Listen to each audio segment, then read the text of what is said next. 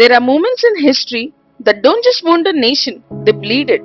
April 13, 1919. Amritsar didn't know it was walking into a massacre. What happened that day, Bodha? Why does the name Jallianwala Bagh still send shivers down every Indian spine? The war was over, but the pain wasn't. Over 1.3 million Indian soldiers had fought for the British in World War I. Thousands died. Families sacrificed food, gold, comfort in the hope that freedom was near. Instead, the British gave us chains. The Rowlatt Act. No trial, no lawyer, no explanation. Anyone could be arrested for mere suspicion. That wasn't justice. It was martial law wrapped in legal ink. Amritsar stirred. People protested the arrest of their two beloved leaders, Dr. Satyapal and Dr. Saifuddin Khichlu, who tried to peacefully show their opposition to the law. On April 10, peaceful protesters walked to the Deputy Commissioner's residence unarmed. They were fired upon, dead bodies fell, the air grew tense. That must have sparked an outrage, didn't it? It did. The British feared a rebellion. They summoned a man, General Reginald Edward Harry Dyer. He wasn't coming to restore peace. He was coming to teach Indians a lesson. It was April 13, 1919. Wasn't it Baisakhi, the festival of harvest? Yes, a sacred day. Thousands flocked to Amritsar, some to celebrate, others to gather peacefully inside a public garden nearby, Jallianwala Bagh. The garden had high walls, just one narrow entrance. By afternoon, over 20,000 people were inside. Families, traders, farmers, elders and babies. No one knew that gatherings were banned. No public address, no posted notice. They were just sitting, breathing, listening. Suddenly, there was a loud thud of boots. Who was it? It was General Henry O. Dyer with a large battalion. Did he talk to the gathering? Did he warn them? Not a word, Tatva. At 5:15 p.m., Dyer marched in. He blocked the only major exit and then he gave the order. Fire! 1650 bullets fired from rifles into the children, into backs, into heads. People tried to scale the walls. The bullets followed. Was there no way to escape? The only way was blocked by the troops. Many jumped down in the large well in the garden to rather kill themselves than being killed by Dyer. Over 120 bodies were pulled out of that well. It wasn't water that drowned them. The water had turned crimson. It was pure panic. It was bullets. It was betrayal. And then? Dyer walked away. He left the wounded screaming. He imposed curfew. No one could enter to help. No one could leave. The ground was soaked and it stayed soaked till dawn. What did the British say? They formed the Hunter Commission. It condemned Dyer, but there was no punishment, no apology. He was just relieved from his duty and sent back to Britain, where he was hailed a hero. They collected £26,000 for him as a thank you gift. What the hell? Did no one else react? While Britain cheered Dyer, while the House of Lords called him the savior of the empire, India mourned, and then it rose. Rabindranath Tagore returned his knighthood. He wrote, "The time has come when the badges of honor make our shame glaring in their incongruous context."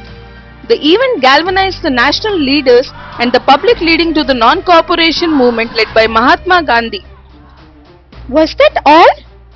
Sir Chittur Shankaran Nair, former president of the Indian National Congress, a man of the law, a man of conscience. He sat in the Viceroy's Executive Council, the highest advisory body to the British Crown in India. He worked for the British government? Yes, but when the news of the massacre reached him, the bullet counts, the silence of the wounded, and the stench of the betrayal, he didn't flinch. He wrote his resignation, and in that letter he thundered, "No civilized government would have permitted such a slaughter, and no self-respecting man would continue to serve it." He gave up power for justice? Yes, he gave up everything, and then he wrote Gandhi and Anarchy, exposing British brutality for the world to read. He was the conscience India needed when blood had blurred everything. It still stings that so many died and no one paid the price. Yep, Dyer walked free, honored in Britain, rewarded.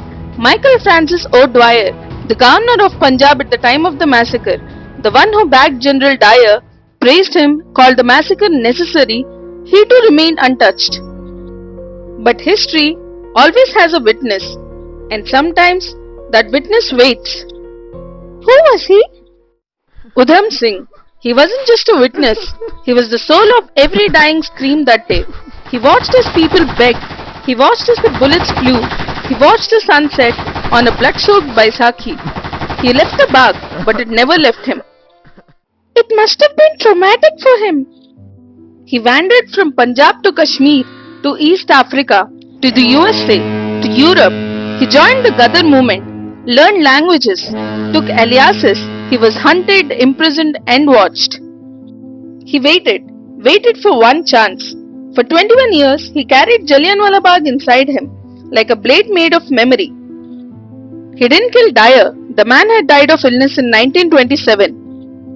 And then, the moment arrived. On March 13, 1940, Michael O'Dwyer was going to be present in Caxton Hall, London, the man who had called the massacre a necessity and praised Dyer. What did he do? Michael O'Dwyer sat among the dignitaries, unrepentant, untouched.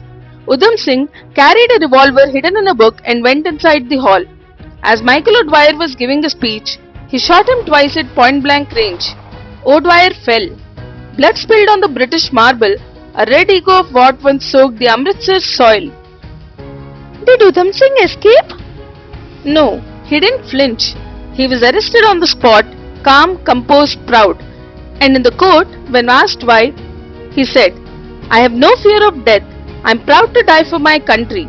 I did it because I had a grudge against him. He deserved it. He was the real culprit." On 31st July 1940, in Pentonville Prison, London, he was hanged. But in that moment, Britain didn't kill a man. It forged a martyr. He waited 21 years and gave his life for the blood of his people. Yes, in the silence that followed the screams, Udham Singh became the voice of the nation, a promise kept with a bullet. Does the land still remember this tragedy? It does. Every stone, every stain, every silence. Jallianwala Bagh is not just a garden, it's a graveyard without names, a scream without end. They thought they silenced a crowd, but they awoke a nation, in memory of those who never made it out of Jallianwala Bagh.